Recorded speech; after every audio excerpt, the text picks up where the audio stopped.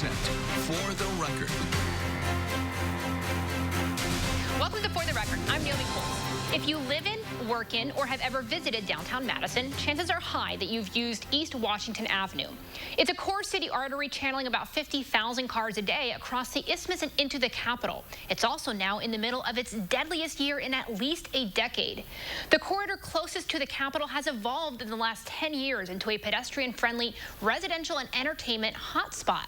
And now many residents are calling for the U.S. highway to evolve along with it. How I knew Dave was just as a good person. The person is dead after a crash along East Washington. I saw the bicycle.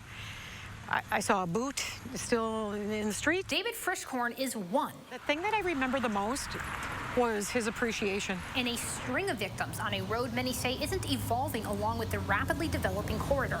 And it doesn't have to be that way. East Washington Avenue's history is one of transformation, but certainly not safety. We're rebuilding it at tremendous public cost. And this is a once-in-a-generation opportunity to get it right. That was Mayor Dave Cheslevich in 2003, proposing that reconstruction decrease lanes. But the state highway's 6 lanes remained in its 2007 reconstruction.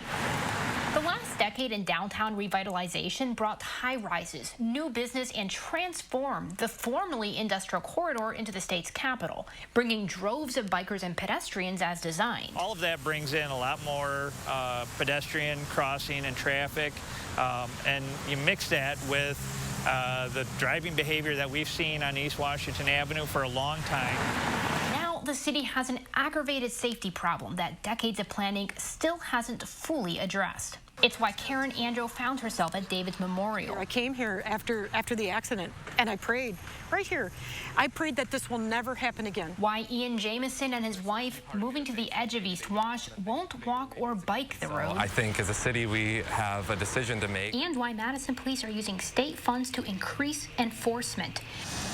They're on track to issue more speeding tickets on East Wash so far this year than any of the last 5 full years. That officer will use a laser speed measuring device, will record the speed of a vehicle, and then he'll get on the radio and call out to officers that are stationed a little bit down the road.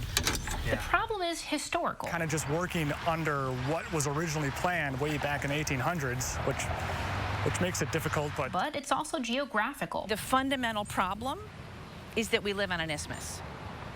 I don't know where else that traffic would go, honestly. Is it a longer commute? Is it routing them around the isthmus and back across John Nolan? Nobody wants to expand transportation corridors near them, frankly. So we're fairly well locked into our existing streets. About 50,000 cars use the roadway daily, channeling thousands of workers between 2 lakes and into the heart of Madison's economy, the Capitol and the campus. Vision Zero, a 10-year plan started last year to eliminate crash deaths in Madison, is one step, lowering East Wash speed limits, retiming signals, and modifying some crosswalks. It's a plan that also requires changing driver behavior. When drivers choose to drive that fast and just blatantly disobey traffic laws, it makes it difficult because there's not a lot we can do engineering-wise to cut down on that. But many people believe the heart of the issue along what's technically a U.S. highway is structural. We asked the Department of Transportation if the city could approve things like fewer or narrower lanes. The department sent a statement saying Madison has full operational and maintenance control. That has led to some conflicts in the past with the state. The details are far from clear-cut, with pushback on design changes often coming informally from DOT employees, the mayor said. It is a U.S. highway. The state does have a significant degree of control on the configuration of the highway, and in the past, at least, they have been particularly interested in making sure that that corridor maintains the throughput of traffic that it has. So what can the city do?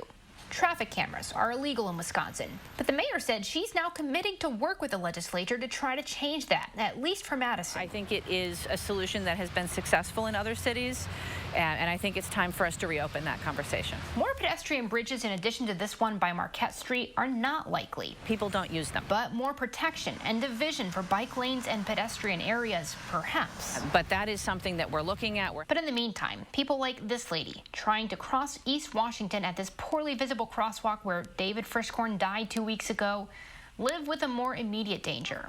Better that I get there late and that everybody be safe. When we come back, stay with us for the full conversation with the Madison mayor and how that state versus local control could put a hard stop on any fundamental redesigns.